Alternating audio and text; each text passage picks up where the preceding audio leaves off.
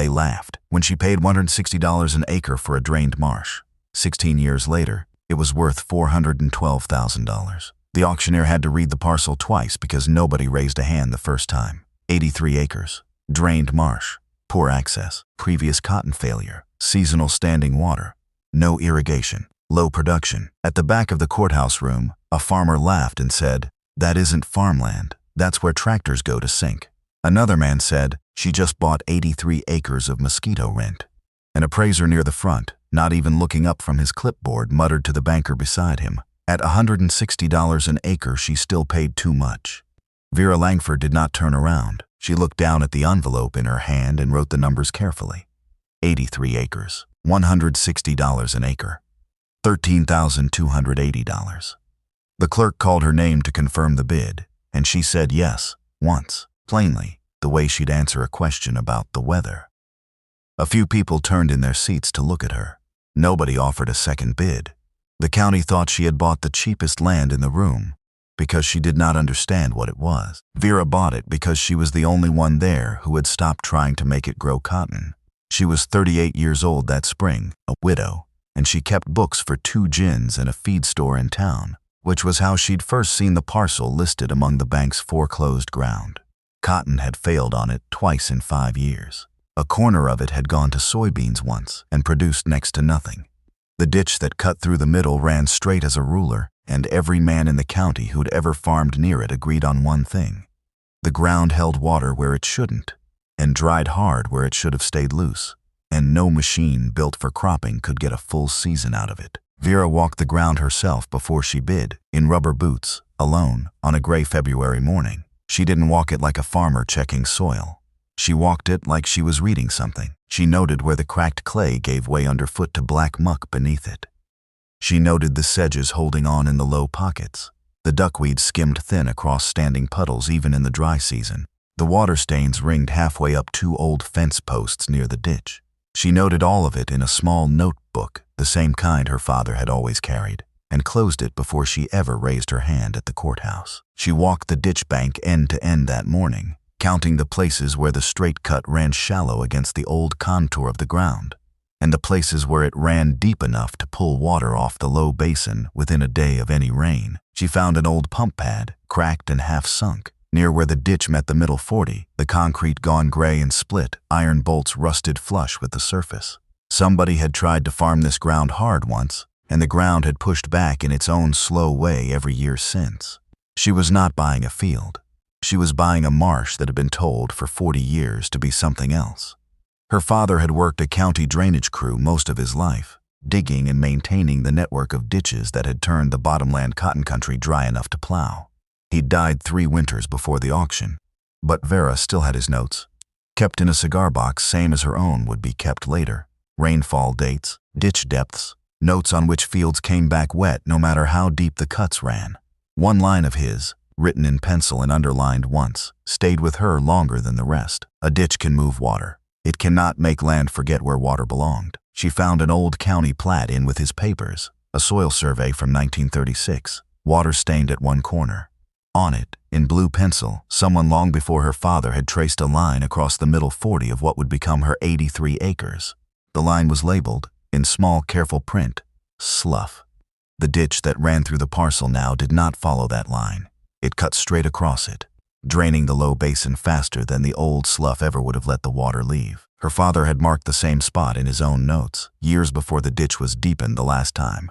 Middle 40 holds ducks in winter. Deepened cut in 51 took most of it out. Vera copied the line onto her own map, in her own pencil, and wrote beneath it, "Old slough line crosses middle 40. She did not know yet what she meant to do about it. She only knew the county had priced the acres by the crop they'd failed to grow, and she meant to price them, for herself at least, by the water they still seemed to remember. Word of the sale moved through the county faster than the ditch moved water.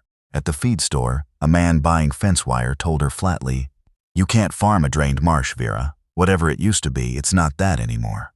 At the bank, when she asked about a small operating note the following spring, the loan officer looked over her file and shook his head. "If cotton failed there, everything will fail there. I can't count that ground as collateral." Out on the ditch road, a neighbor leaned on his truck window and said, not unkindly, That ground is too wet to plant and too dry to duck hunt. It's no good to anybody is what it is. Her sister said it plainer at the kitchen table that Thanksgiving. You paid $160 for mosquitoes, Vera. Everybody in the county saying it. Water sitting on dirt is not an investment, her brother-in-law added, not looking up from his plate. She let most of it pass without answering. Once at the courthouse steps, an older cotton man told her, if it was worth anything, the men who drained it in the first place would have kept it for themselves. Vera only said that the ditch had taken the marsh out of that place 40 years before, and she wasn't in any hurry to argue with a man who'd helped dig it. None of what they said was wrong, exactly. As cropland, the parcel had failed twice already and would likely fail again for anyone who tried it. Vera didn't dispute the ground's history. She only disagreed about what the ground still was, underneath that history, and she kept that disagreement mostly to herself. The first 2 years tested her more than she let anyone see. She rented a tractor the spring after the purchase, thinking she might at least clear the fence rows and try the driest corner in soybeans, the way the previous owner had. The tractor sank to its axle in the low pocket on the second pass, and it took a borrowed winch and half a day to pull it free. The man she'd rented it from stood at the edge of the pocket with his arms crossed, not saying much, though the look on his face said plenty. The soybean corner came up thin and yellow by July, and by August it wasn't worth combining. She let the rest of it go standing in the field rather than pay to run a combine over ground that wouldn't cover the fuel. Mosquitoes were worse that summer than anyone on the ditch road could remember, and more than one neighbor made a point of mentioning it to her at church, half joking, half not.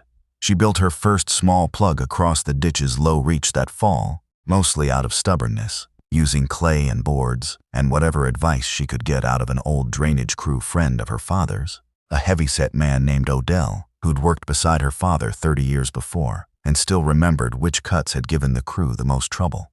He told her plainly it might not hold through a hard rain, and it didn't.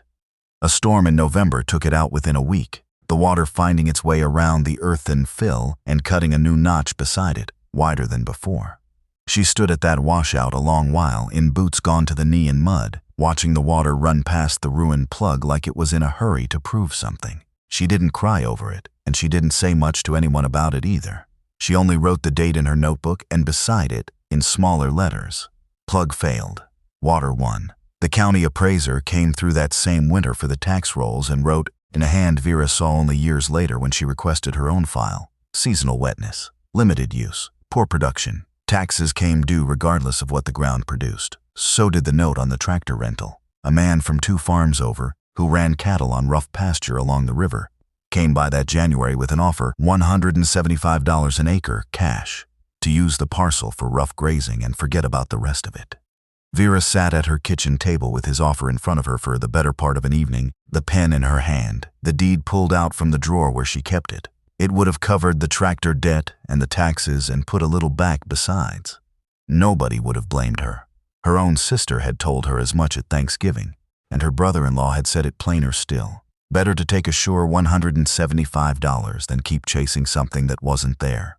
She reached for the old plat instead of the pen, the 1936 survey with the blue slough line traced across the middle 40. She laid it next to a plain sketch she'd made of where the November flood had actually pooled before the plug gave way. The 2 lines matched almost exactly.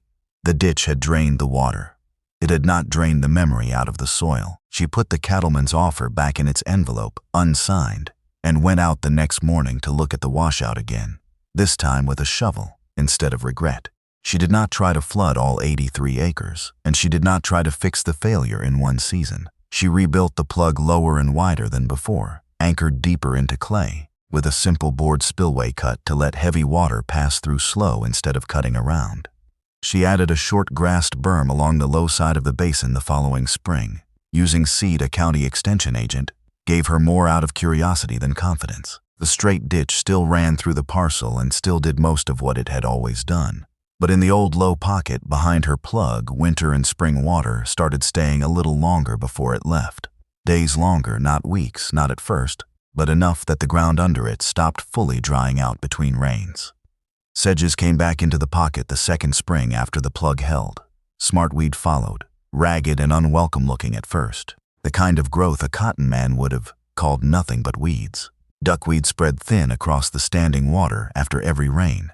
Cattails started in patches along the old ditch bank, ugly and scattered, nothing a hunting magazine would have photographed. Vera did not create a marsh. She stopped forcing one to act like a failed field.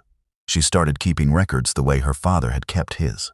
Rainfall dates in one column, water level marked with a nail driven into the same fence post every season, the water's height traced against the wood in pencil each spring. She began walking the low pocket most mornings before work, boots caked to the ankle, writing down what she saw. 2 teal, October. 1 pair of mallards, working the north edge, December.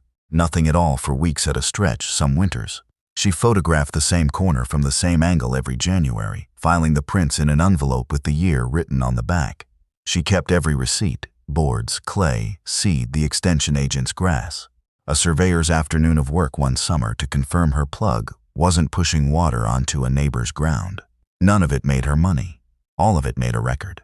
By the 5th year, the ugliness had mostly stopped being the whole story, even if nobody but Vera was reading it that way yet. Water held through most winters now without her touching the plug. The teal and mallards that had passed through in 2s and 3s in the early years came in flocks by year 6, enough that a hunter from 2 counties over knocked on her door one November and asked, plainly, if he could set up along the north edge for the morning. Vera let him, for a small fee, and did the same for a handful of others over the years that followed. Never advertised, never much money, just enough some seasons to help cover the taxes. Cattails filled in thick along most of the old ditch bank by year 8. Smartweed spread across the low basin in a way that finally looked, to anyone driving the ditch road, like something more than weeds. The extension agent who'd given her that first bag of grass seed years earlier stopped by unannounced one afternoon, walked the berm without a word, and told her it had held up better than half the projects he'd seen on ground with twice the budget behind it. It wasn't much of a compliment, coming from a man who didn't hand them out easily, but Vera wrote it down anyway. The neighbor who'd once called the ground good for nothing slowed his truck at the fence line one winter and sat a while, watching a flight of ducks lift off the water at dusk. He didn't get out. He didn't apologize. He just watched and drove on. The bank still wouldn't count the parcel as real collateral through most of those years. The appraiser's file still carried the same 3 lines from that first winter, unchanged, because nobody had come out to look again. Vera stopped asking about the note after the 8th year and started saving instead, a little at a time, out of the bookkeeping wages that had never depended on the Marsh doing anything at all. Vera kept walking the low pocket anyway, kept marking the fence post, kept the notebooks stacking up in the cigar box until there wasn't room for another year without a second box, then a third. A wetland biologist working with a regional Ducks Unlimited linked conservation program came through the county in the 15th year, following up on aerial waterfowl survey data that had flagged unusual duck concentrations on a stretch of bottomland nobody had expected to matter.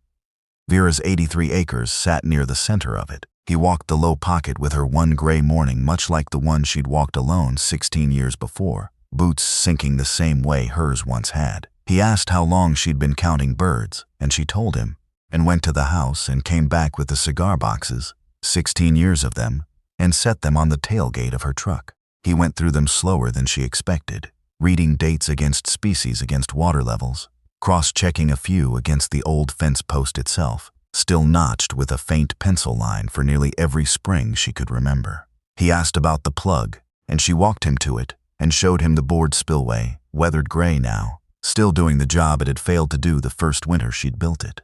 He photographed the old 1936 plat beside her own pencil sketch of the basin, the 2 lines still matching the way they had at her kitchen table years before. The county's old appraisal note was in the file he carried too, pulled from the assessor's office before he came out. He read it out loud, mostly to himself. Seasonal wetness, limited use, poor production. Then he looked back out at the water and the ducks working the far edge of it and said, "These records change what this is." A conservation representative came out the following spring to talk terms. She was plain about it, the same way Vera had always been plain about her own numbers. "We are not paying for mud," she said. "We are paying for documented wetland function." She meant the 16 years of notebooks as much as the acres themselves. The final figure, once the easement and restoration value were worked out, came to $412,000. Vera had put, by her own accounting over those 16 years, somewhere between $18,000 and $26,000 into taxes, boards, clay, seed, survey work, and the small legal costs of confirming her plug didn't send water onto anyone else's ground. The hunting access fees over the years hadn't amounted to much more than a few $100s some seasons, barely enough some years to cover the tax bill alone. Against the original $13,200, the difference was harder to say out loud than to write down. Vera wrote it down anyway in the same notebook, the same plain hand. $398,720. Though $160 land had not become good cotton ground, it never would be. It had become valuable because Vera had stopped asking it to be cotton ground at all. The neighbor who'd watched the ducks lift off at dusk that one winter came by again not long after the deal closed and stood at the same stretch of fence. "How long you been counting them?" he asked again, though he already knew. 16 years, Vera said. He nodded slowly, looking out at the water. "You still got that old map?" "I've got all of it," she said, and didn't offer to show him, and he didn't ask to see it. That was the whole conversation. It didn't need to be more than that. The county had not been wrong that the land was poor cotton ground. It was. The tractors had sunk there. The soybeans had come up thin and yellow. The ditch had scarred it long before Vera ever owned a foot of it. But the county had priced the land by the crop it could not grow. Vera had priced it by the water it still remembered. 16 years after they laughed at $160 an acre, the same 83 acres carried a number no cotton man in that county had ever put on a field. $412,000. Not because Vera had made the marsh valuable, because she had been patient enough to let it become what it had been trying to be all along.